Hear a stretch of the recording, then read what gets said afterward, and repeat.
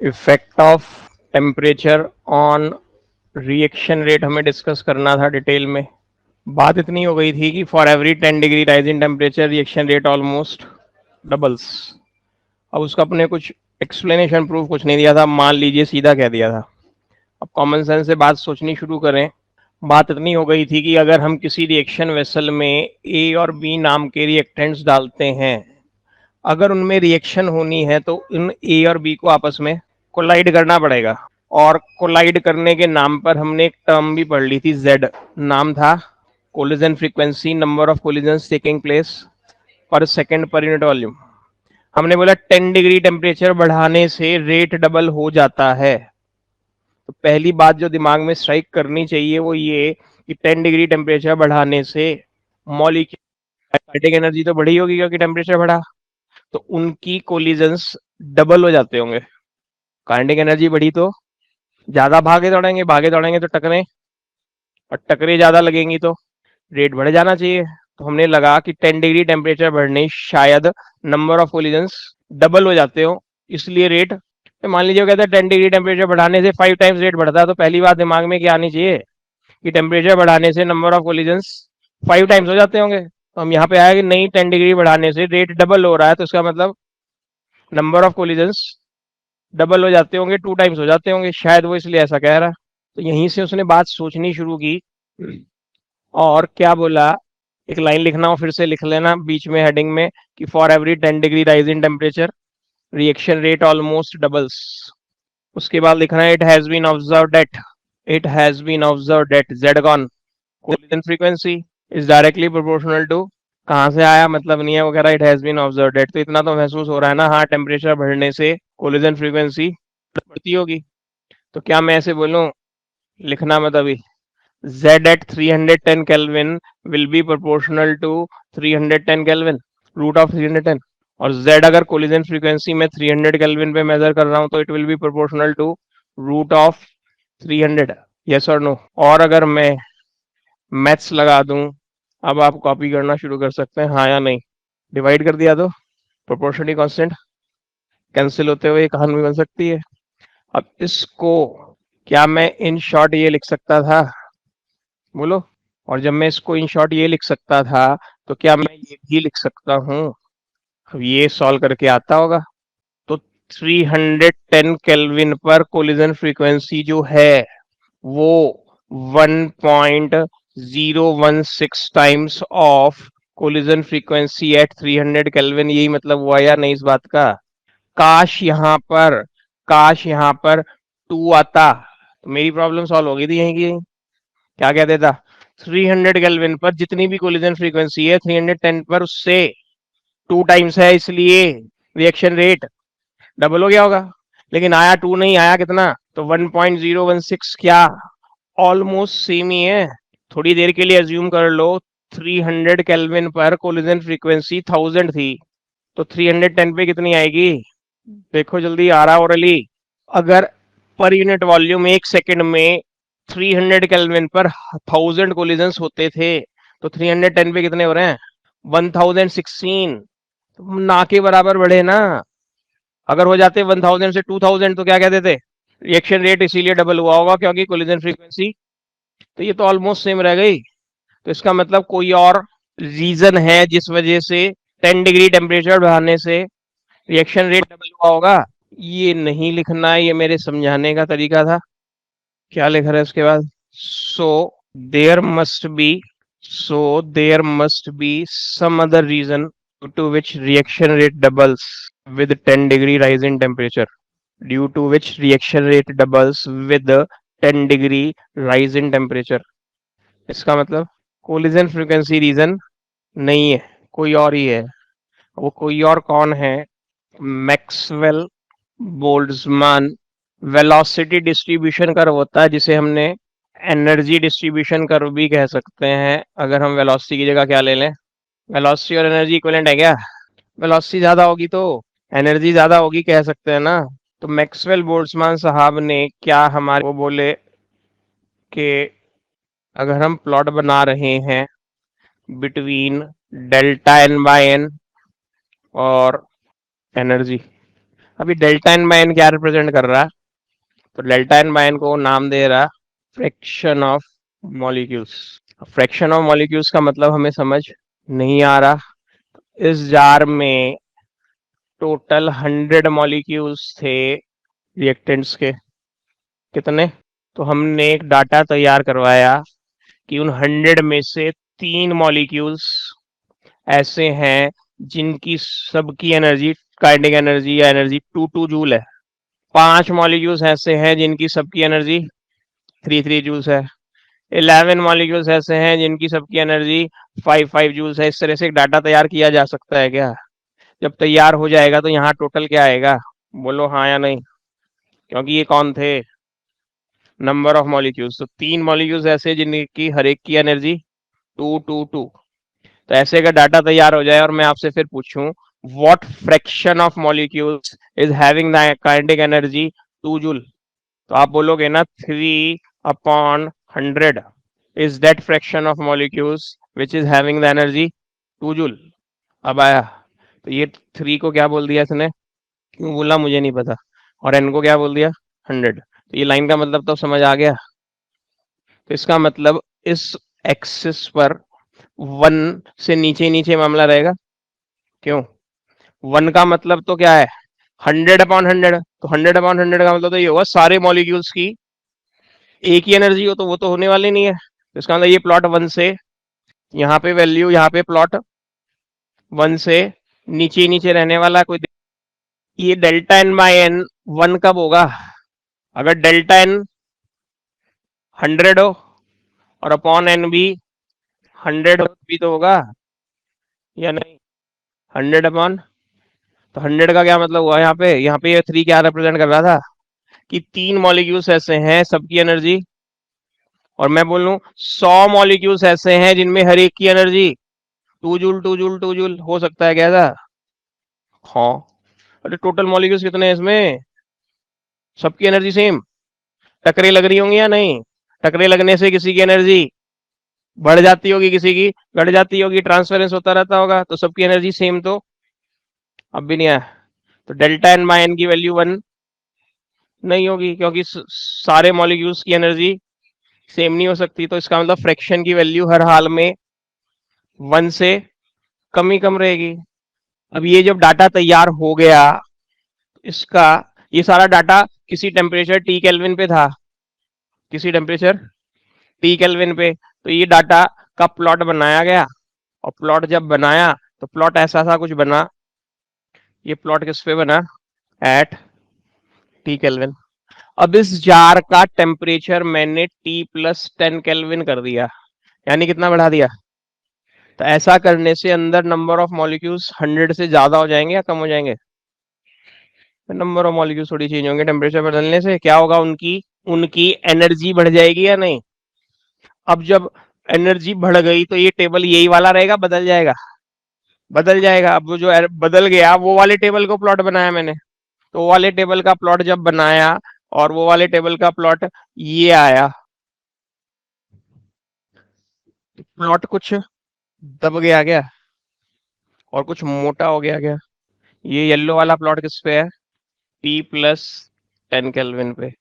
ये जो इलाका है आप शेड नहीं कर रहे, तो ये जो इलाका मैंने फिलहाल शेड किया, ये येलो वाले प्लॉट के नीचे वाला किया गया। तो area under the curve maths वाले तो जानते हो शायद। तो एरिया अंडर द कर्व निकालने पर, या कहो ये एरिया निकालने पर, जो मैथ्स वाले नहीं भी है कोई टेंशन नहीं, कैसे निकाला मुझे निकालना नहीं है, इसकी वैल्यू 100 आई, इस एरिया की वैल्यू। और जब हमने ये काला वाला किस्सा पकड़ा, यानी ये वाला क्या, इस काले वाले की वैल्यू भी 100 आई, तो एरिया अंडर द कर्व उसका मतलब क्या रिप्रेजेंट कर रहा है? 100 कौन थे? Number of molecules. तो एरिया अंडर द कर्व इस कहानी में क्या रिप्रेजेंट कर रहा है? टेम्परेचर चेंज होने से एरिया अंडर द कर्व क्यों नहीं चेंज हुआ, समझ गए? क्योंकि वो तो क्या रिप्रेजेंट कर रहा है?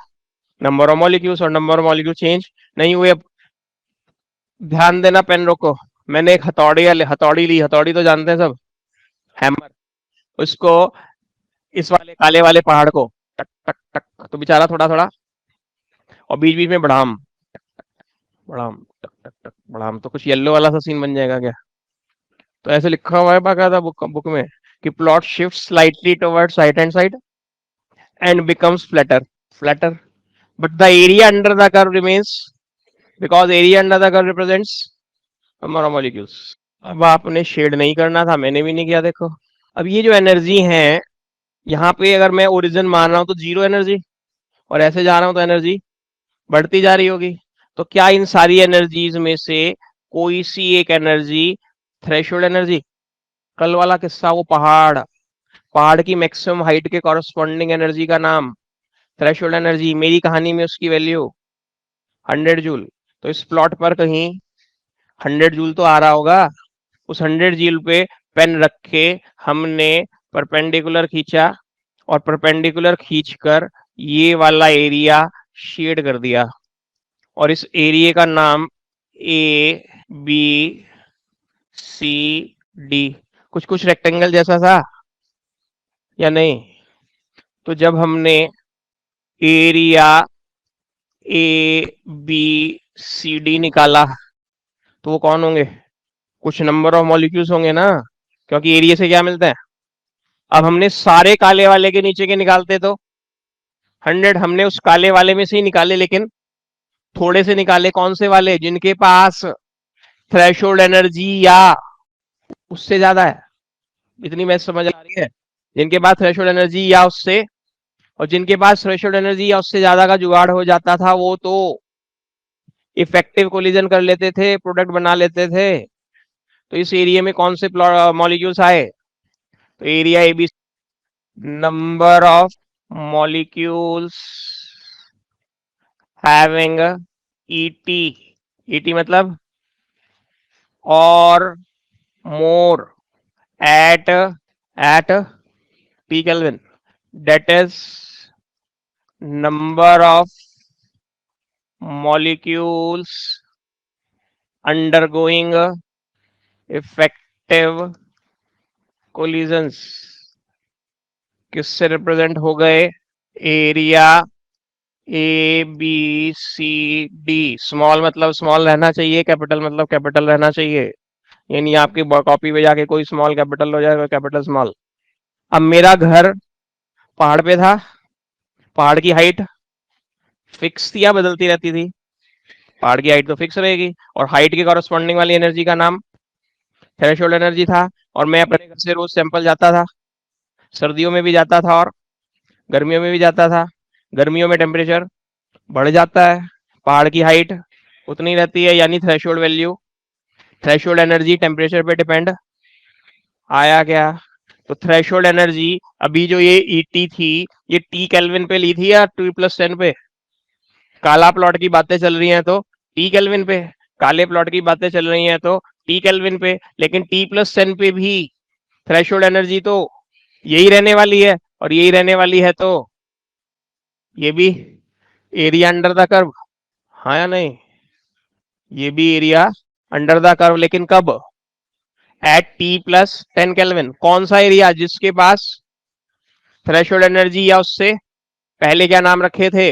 ए बी सी डी। अब रख दूं ए बी ई एफ, तो अब is equal to area A B E F किसके equal to? At T+10 kelvin. क्या?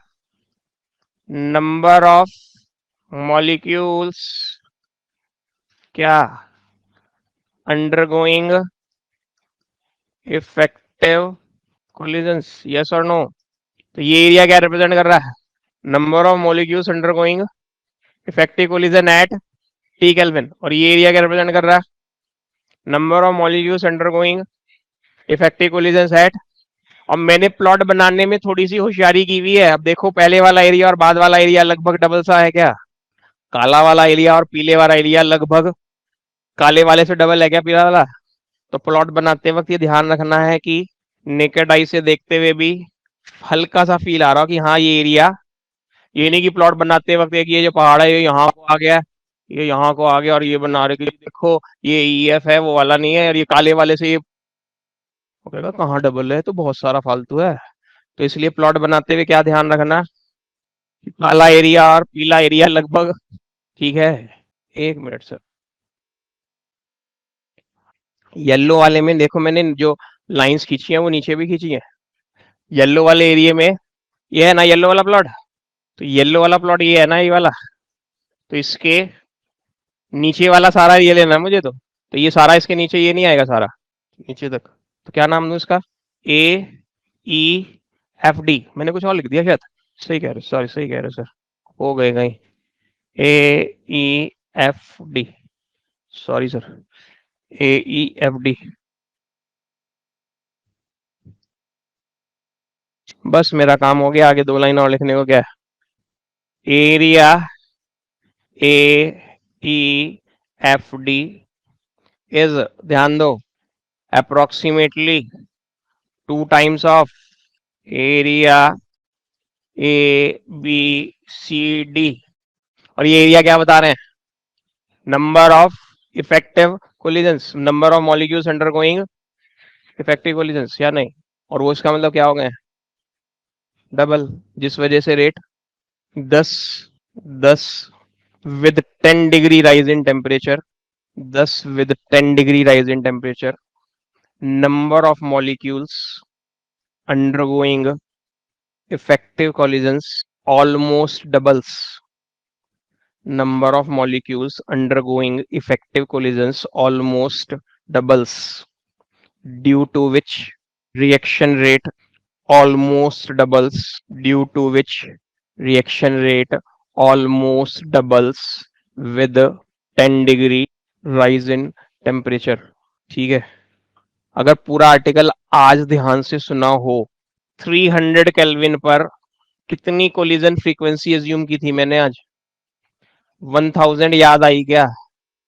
किसी ने मुझे बताया कोलिजन फ्रीक्वेंसी 1000 है, यानी 1000 कोलिजन पर सेकेंड पर यूनिट वॉल्यूम हो रहे हैं, लेकिन उन 1000 में से सिर्फ और सिर्फ 15 जो हैं वो इफेक्टिव हैं, यानी बाकी सब बेकार। उन 15 से ही प्रोडक्ट बन रहा है, बाकी कोलिजन से प्रोडक्ट।